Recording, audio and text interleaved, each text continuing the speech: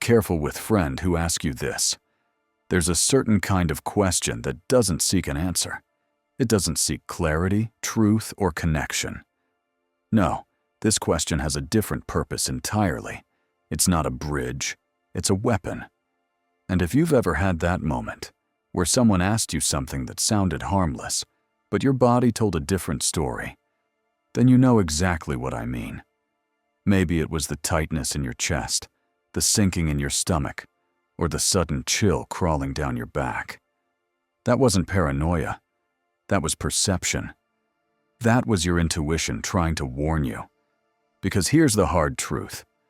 Liars don't always lie with their statements. Some of the most insidious lies come wrapped in question marks. These are not questions meant to clarify or to understand. They are questions engineered to destabilize you, to force you off balance, to make you question your own footing. These are manipulative questions, crafted carefully to control the narrative, and more importantly, to control you. Before we continue, if any part of this video resonates with you, tell me in the comments which of these signs have you been seeing in your life, and if you're ready to step into your best self, don't forget to like, subscribe, and turn on notifications. Because trust me, you don't want to miss what's coming next. Your future is waiting. Now, go claim it. Let's take one of the most common and cunning examples. Why are you being so sensitive? At first glance, it sounds benign, like someone is just trying to understand your emotional state. But pause. Look deeper. This isn't curiosity. This is a trap. This question is not really a question. It's an accusation in disguise, a rhetorical dagger designed to make you feel wrong for feeling anything at all. It's a gaslight grenade, and once it goes off, it leaves emotional shrapnel everywhere. The unspoken message here is loud and clear. Your boundaries are inconvenient to me. Your reaction is the problem, not my behavior.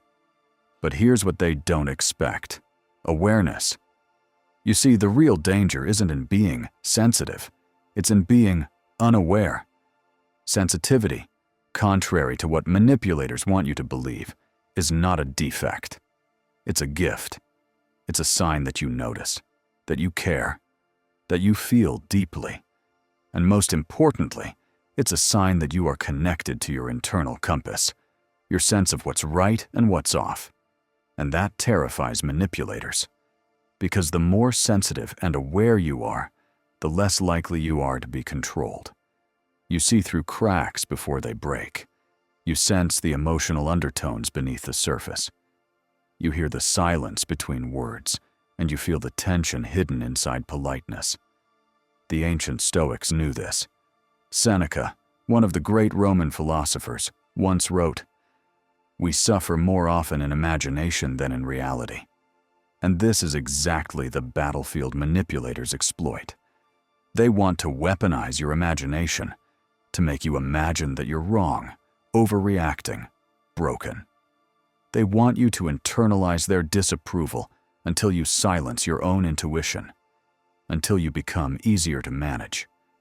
But if you've read the journals of Marcus Aurelius, you know that real strength lies in calm observation. He once said, "If someone can prove me wrong and show me my mistake, I will gladly change, for it is the truth I seek." This is how you know the difference. Are they offering you a mirror to grow from, or a funhouse distortion to shrink you? So the next time someone asks, "Why are you being so sensitive?" Pause. Breathe. Ground yourself. And instead of shrinking, meet their manipulation with truth. Say, "I'm not being sensitive.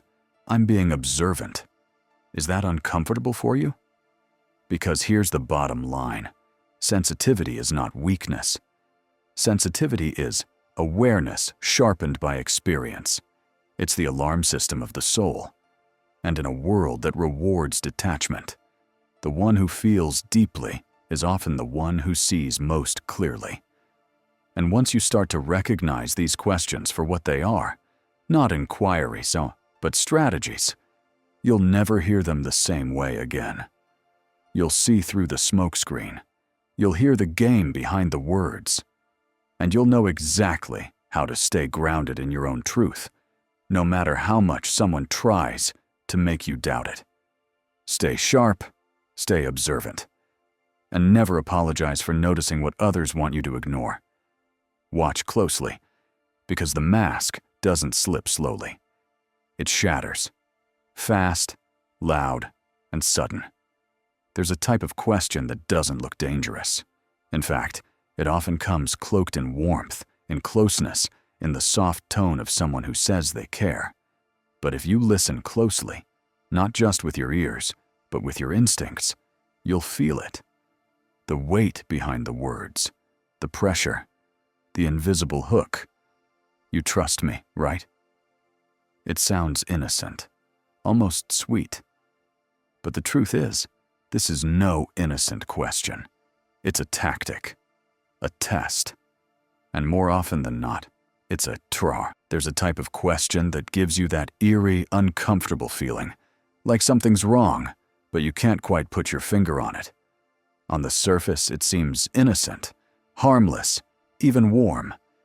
But underneath, it's a test, a pressure point, a manipulative move designed to see just how much of yourself you're willing to give up under the illusion of connection. Let's look at one of the quietest but most dangerous of these weapons. You trust me, right? It almost sounds sweet, like it belongs in a romance novel or a coming-of-age movie. But don't be fooled. This isn't an invitation to deepen a bond. It's a demand, a subtle form of coercion. And when someone asks this question, not in humility, but in expectation, when it carries weight instead of wonder, you are being played. Because trust, real trust, is never asked for. It is observed. It is demonstrated. It is cultivated slowly and steadily, like a fire that's tended day after day, not sparked with a match and left to burn wild. When someone demands trust instead of earning it, they reveal something crucial. They know they don't deserve. And now, you're on the defensive. You're no longer seeking truth. You're trying to prove you're not paranoid, not cruel, not the bad guy. This question is a smokescreen, a sleight of hand. It doesn't answer your inquiry. It replaces it with emotional chaos. In Stoic philosophy, there's a crucial concept from Marcus Aurelius that applies here. If it is not right, do not do it. If it is not true, do not say it. Liars can't live by this rule, so instead, they scramble to obscure it. By turning your questions into accusations, they remove the spotlight from themselves. Suddenly, you're explaining yourself instead of holding them accountable. Here's what's really happening. Your curiosity has threatened the narrative. Your presence has become dangerous. You've stopped playing your part in their script. So they panic. And when they panic, they pivot. And that pivot is always the same. You become the problem. So when someone hits you with, "Are you accusing me of something?" Don't rush to explain yourself. Don't try to smooth it over. Instead, channel the Stoics once again. Respond not with heat, but with steady focus. Say, "I'm not accusing. I'm observing. Are you afraid of what I might find?" Let that hang in the air. Because the moment someone tries to make you feel guilty for noticing, for wondering, for asking, that's the moment they've admitted they have something to hide. Liars use questions like puppeteers use strings.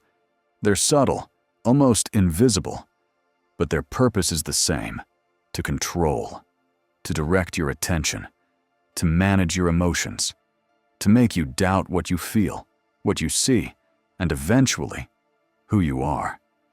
But once you learn to recognize the game, the strings snap, the illusion fades, and what's left is just a person, scrambling to maintain power over someone who has finally remembered their own.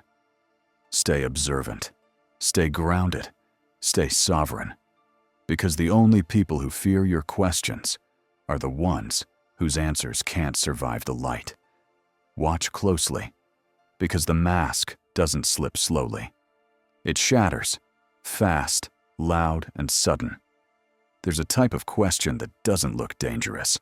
In fact, it often comes cloaked in warmth and closeness, in the soft tone of someone who says they care. But if you listen closely, not just with your ears, but with your instincts, you'll feel it.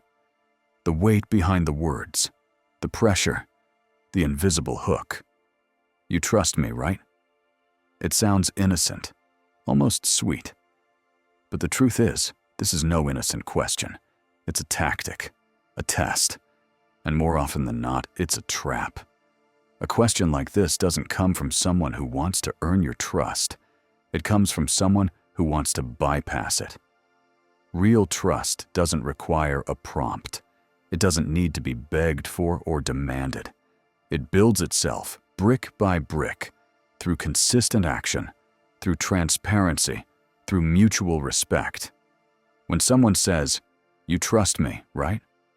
and they say it with that edge, whether it's guilt, urgency, or entitlement, they're not seeking connection, they're seeking control. Because underneath that question is another message entirely. Stop thinking. Stop doubting. Stop looking too closely at what I'm doing. Anyone who insists on your trust instead of showing they deserve it is already telling you something critical. They know they haven't earned it. And now, they want you to feel guilty for noticing. This is where your inner compass matters more than ever. Because that question, it's not just a soft manipulation. It's a subtle command. Suspend your judgment. Ignore your instincts. Give me the benefit of the doubt I haven't earned. This is where the wisdom of Epictetus slices through the fog. It is impossible for a man to learn what he thinks he already knows. If you're made to feel like doubt is a betrayal, you stop learning, you stop observing, you stop asking. And when you stop asking, you start assuming. And assumptions are exactly what a manipulator needs to survive. Questions are the enemy of lies. Curiosity is a threat to deception. Because when you start to pull at the threads, the whole costume unravels. When someone drops the line, "You trust me, right?" they aren't inviting you into a deeper bond. They're trying to shut down the investigation, to flip the conversation so you're the one who has to prove your loyalty, while they never have to prove their integrity. In moments like this, embrace the Stoic principle of apatheia. Calm, reasoned detachment. Don't react emotionally. Don't rush to reassure. Pause. Observe. Let the silence do the work, and then say, evenly, without anger, "Trust is earned through consistency." Are you asking me to ignore my judgment? You'll see what kind of person you're dealing with immediately. If they're genuine, they'll hear you. If they're manipulative, they'll flinch. They'll redirect, get defensive, or try to twist the conversation into something else entirely. Let them reveal themselves. Are you accusing me of something? This is the next move in the playbook. The pivot, the deflection. Now, you're not just cautious. You're hostile. You're not thoughtful. You're attacking. Just like that, the manipulator turns your curiosity into a crime. This isn't a real question. It's a tactic to make you feel guilty for seeing clearly, to make you recoil and start apologizing for being alert. And it works, because suddenly you're off balance. You're explaining instead of observing, defending instead of discerning. This tactic flips the spotlight away from them and shines it back on you. It's a form of psychological redirection. You were following the thread of truth, but now you're tangled in emotional static. Marcus Aurelius said, "If it is not right, don't do it. If it is not true, don't say it."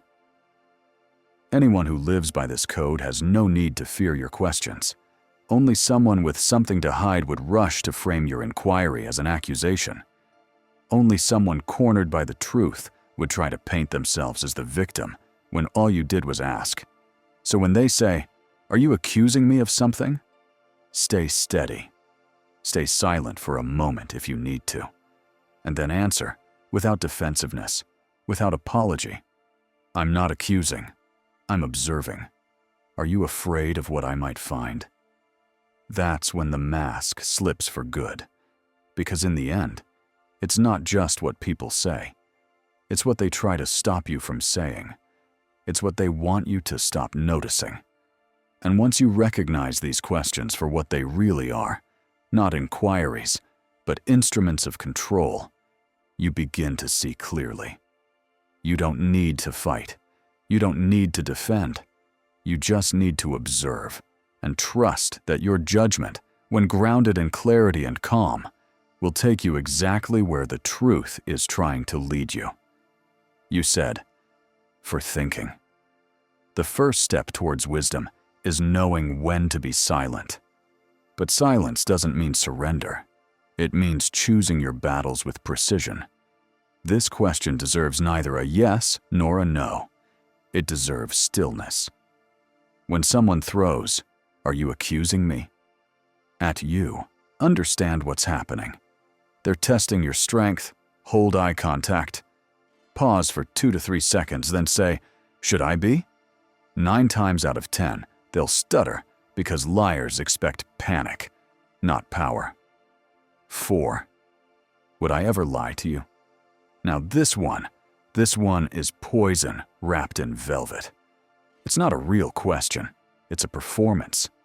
They want you to imagine them as incapable of deception, like they're above lying, like they're pure, noble, and shocked that you'd even consider doubting them. But think about it. Why would someone ask that unless they already know you're close to discovering something? As the Stoics would say, do not waste what remains of your life in speculating about others. It hinders your understanding of what is. This question is a misdirection. There's a moment in every conversation with a liar when the performance slips. It's subtle, just a flicker in their eyes, a slight change in their tone, a sudden urgency where there was calm. And if you're paying attention, really paying attention, you'll feel it before you can explain it. Like a drop in atmospheric pressure before a storm. That's the moment you must become still. Not passive, still. Because stillness is not surrender. Stillness is strength under control. Are you accusing me of something? That question isn't really a question. It's a test, a probe. It's designed to hijack your calm and force you into reaction. The Stoics knew the power of restraint. Epictetus taught that the beginning of wisdom is the ability to distinguish between what we control and what we don't. And in that space, between impulse and action, is freedom.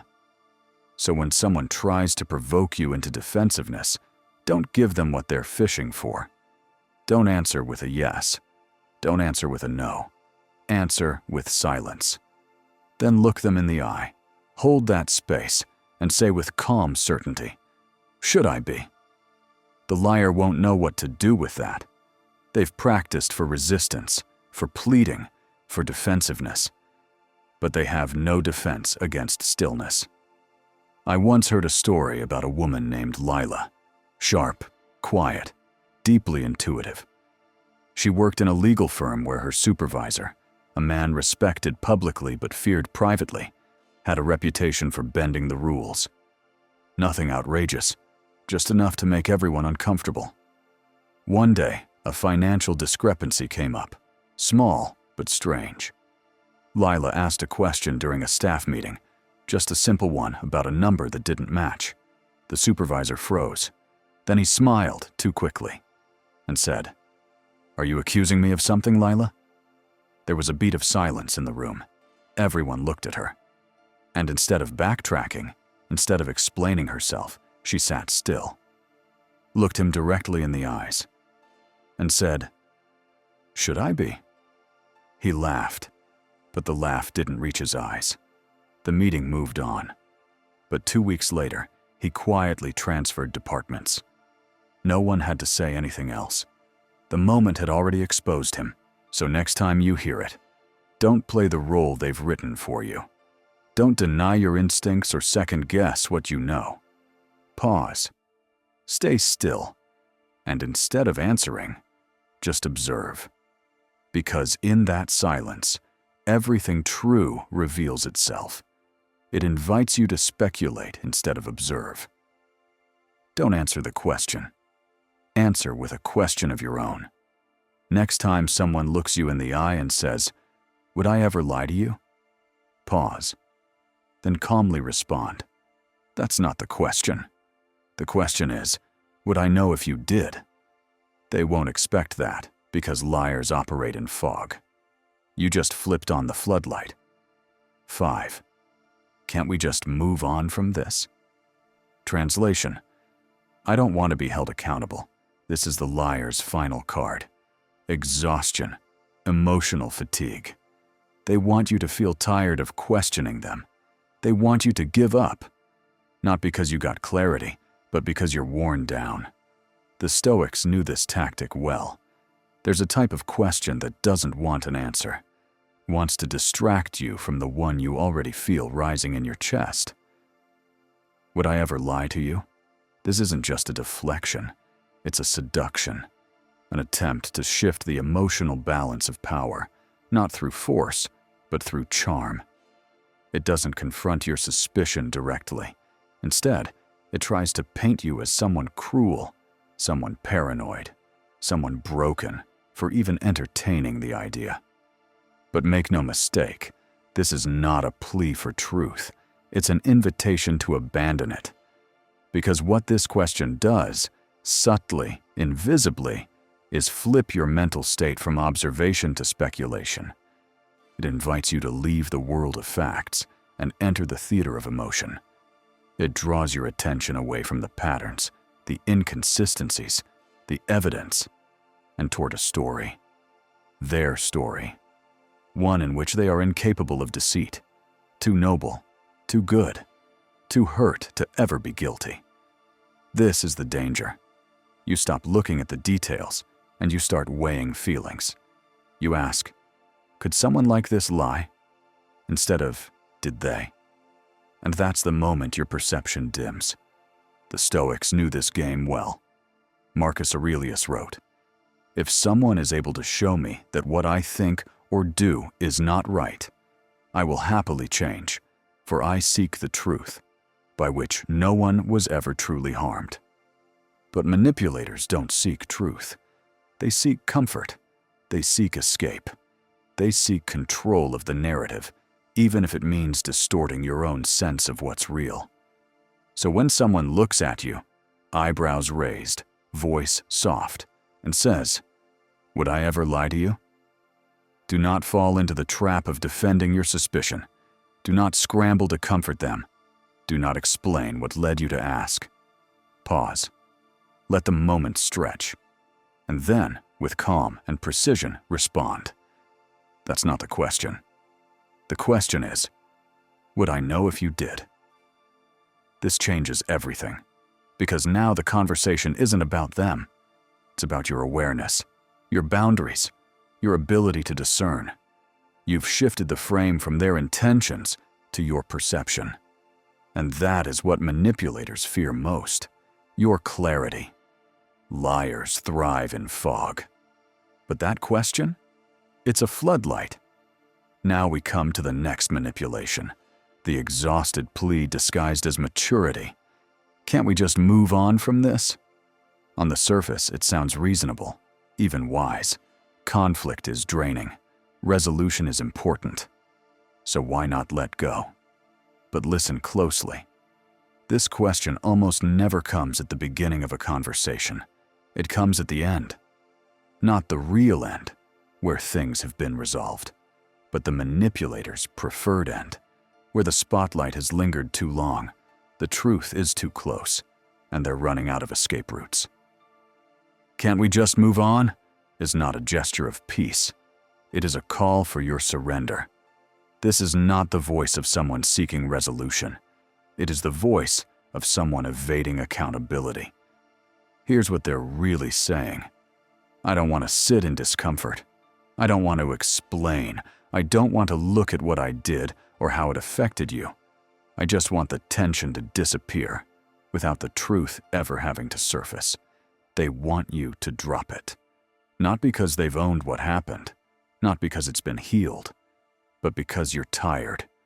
Because they know emotional fatigue is real, and if they push you far enough, long enough, you'll give in. Not out of forgiveness, but out of sheer exhaustion.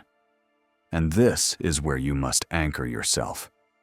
The Stoics faced this temptation constantly, living under emperors, dealing with betrayal, wrestling with human nature. They understood how easy it was to choose comfort over clarity. But Seneca warned, "He who is brave is free." Bravery, in this case, doesn't mean attacking. It doesn't mean confronting with rage. It means staying present when every manipulative tool has been used to get you to look away. It means refusing to rush to false closure. It means knowing that peace without truth is just silence. And silence in the wrong hands becomes a weapon.